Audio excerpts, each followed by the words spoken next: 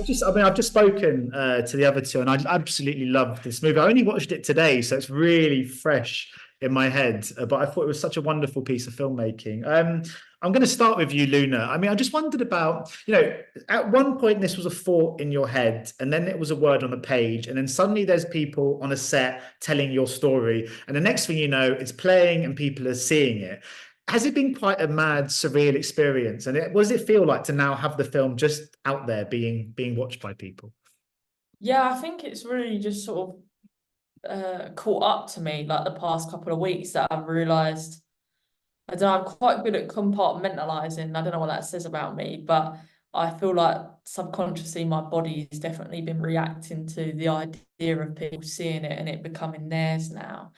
Um, it's quite surreal, but I'm also like ready to sort of shed that skin and let it become others now. So it's um it's quite nerve-wracking, but it's also feels quite fun. Also, I was bullied in school, so I like people to hate me. I'm like, go on, don't like me, So Yeah. Well, you've got a last laugh of a film this good. Hayley, in your because I thought your character was such an emotional kind of heartbeat in many ways. I mean, the beginning of the film I thought was so moving, and I think obviously it's continued on for as it goes. But in your character's mind and in her actions and what she does, she believes that she's kind of right. So I guess in turn, as you're kind of embodying her, you also try and find logic in her actions and understand why she feels and acts the way she does. With that in mind, does it make you quite protective over her as a character? We're speaking about the film being out there in the world. Do you feel quite protective over a role like this? That's a good question, actually. Yeah, I do. Yeah, Luna and I have talked a little bit about the fact that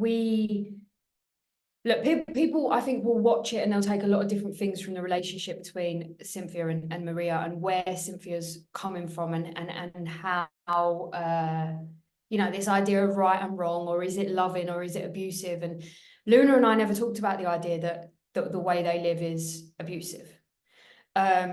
We talked about it solely from the place of Cynthia.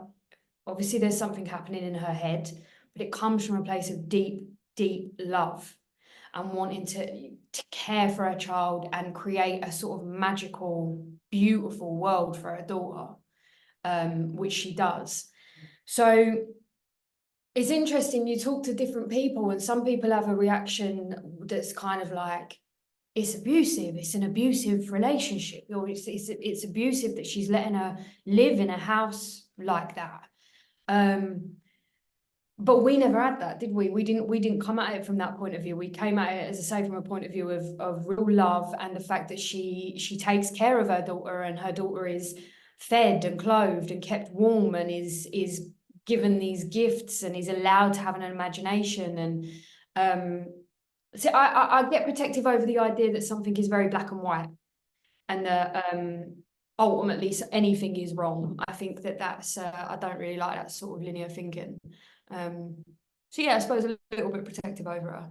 Yeah, I think the love shines through. I got us definitely got a sense for it, but Luna, I mean, it feels very like a very sort of personal project. I mean, as you've said, all the characters are kind of made up of familiar people, kind of from your life. Do you think that's something that will always be quite strong in all of your work going forward? Do you think you're always going to have that very personal? Because you get some. I mean, I think every director has a personal connection to their work. Obviously, that goes without saying, but sometimes it feels distinctively so. I just wondered if that's something that you think will you'll carry forward.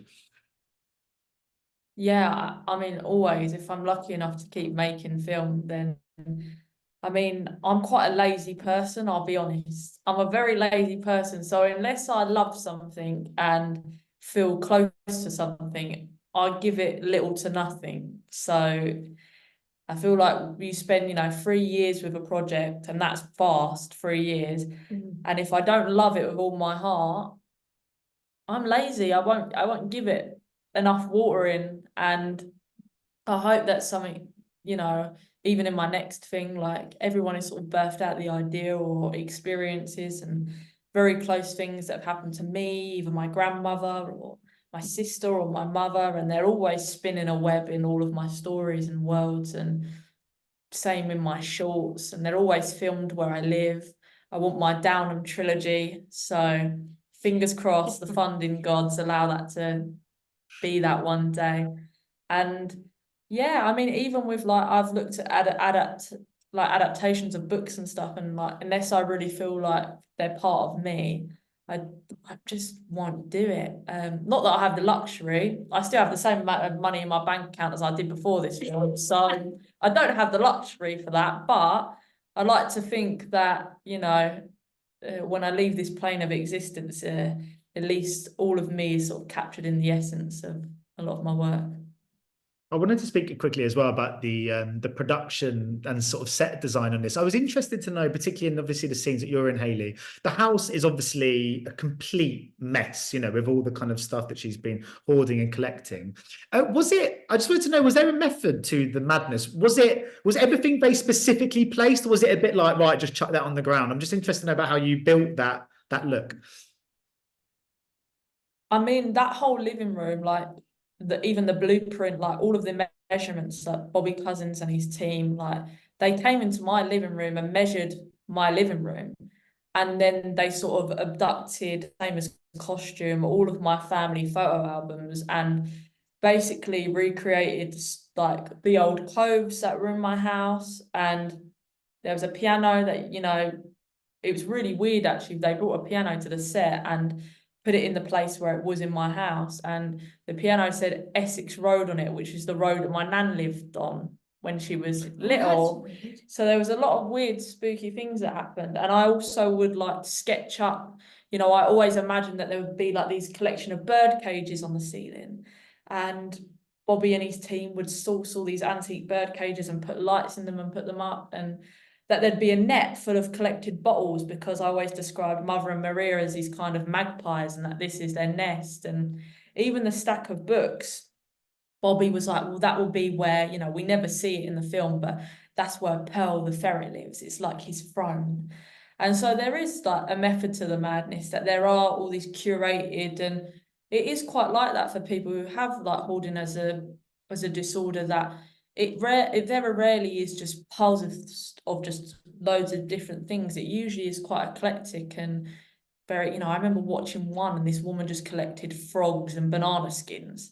And I don't know why, but that's kind of how I imagined like Mother and Maria is, that, you know, she knows what she's going out looking for, the feeling of it, and she knows what she's going to do with that, but she's just hunting for a while, and just like the chalk curating these special moments for her and Maria.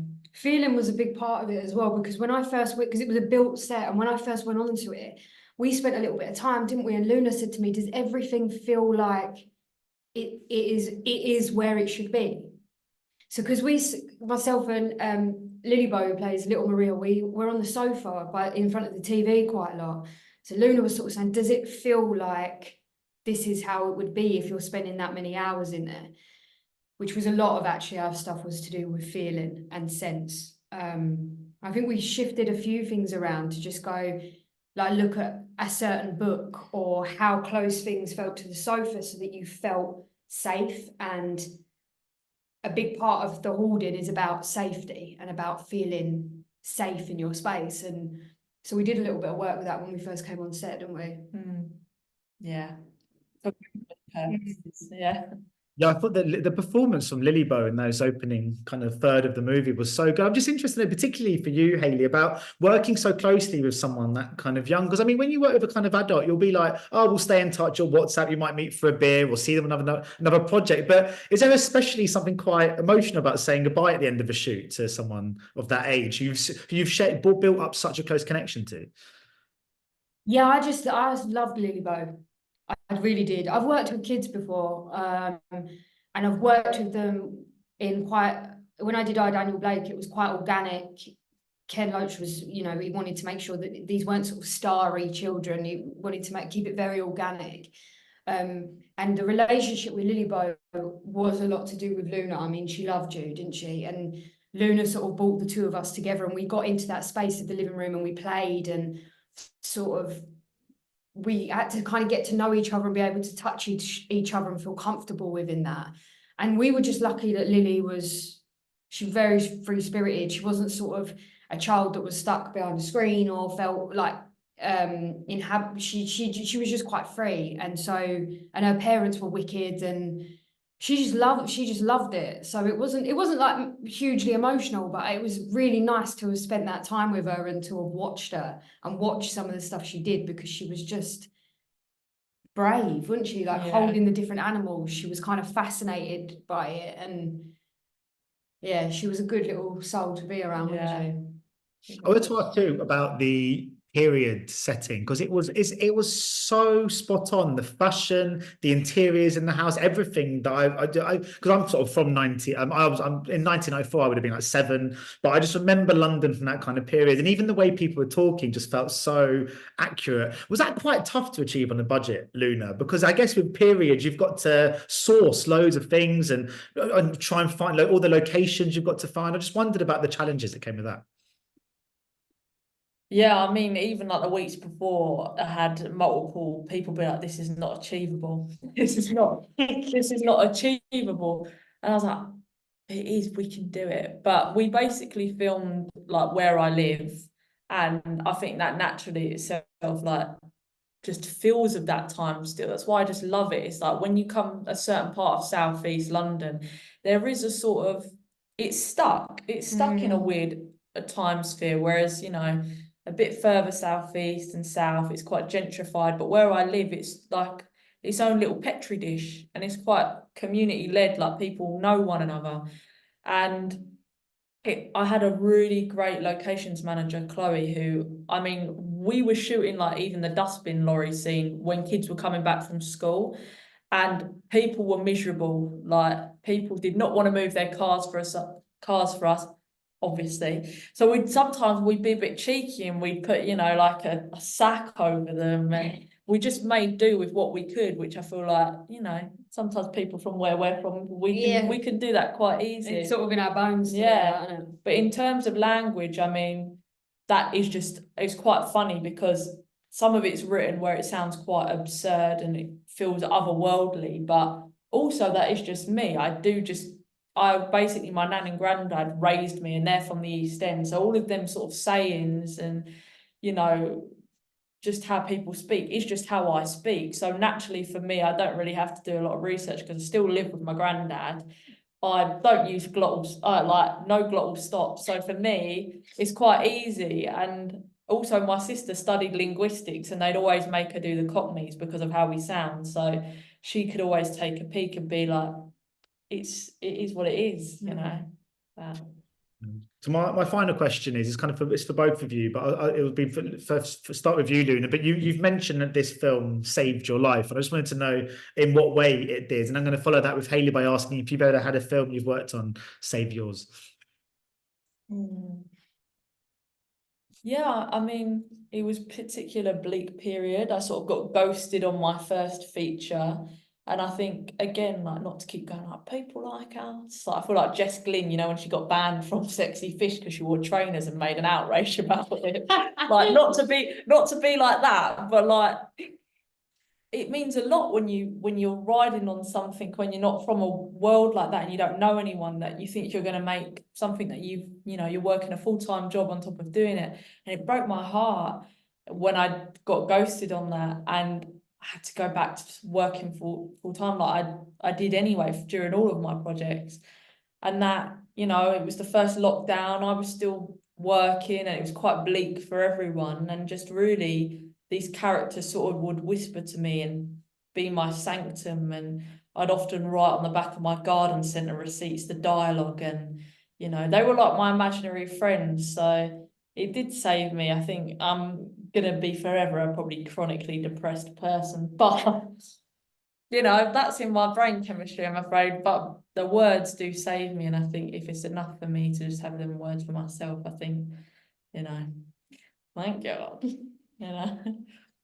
What are you asking me? Have I made a film that saved my life? If the film's ever saved your life, and I don't mean that necessarily in a sort of literal sense, but just a film that's really, had a really huge impact on you and your life, would you say?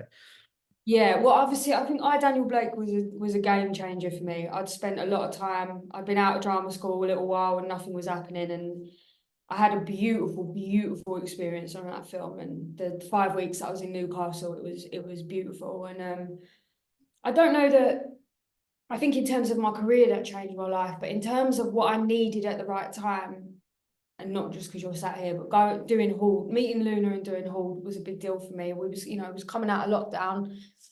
Personally, I was coming out of a really awful relationship where I'd sort of lost sense of a lot of stuff. I'd lost sense of a lot of stuff with my career and sort of being true to who I was and not being ashamed of who I was. And I think meeting Luna at the time I did was like it was a big reinforcement that I needed. And then going onto a set where there was no money, but everybody was just totally dedicated to making this story. It was really fun. And it came, personally for me, it came at exactly the right time of what I needed. So yeah. I think all that of the affection you share for this project and what the other two I spoke to share for it is what has created such a great piece of art. So thank you so much for speaking to me today, by the way, guys. I really appreciate it. And best of luck with the release of the movie when it comes out as well. I watch your interviews all the time online. Oh, thank you. I've got a few more to do today, so there'll be some friends. I'll be watching. Ladies and gentlemen, you're watching Hey You Guys! Hey, you guys! Hey, you guys! Hey, that's what they all say. Hey, you guys! Hey, you guys!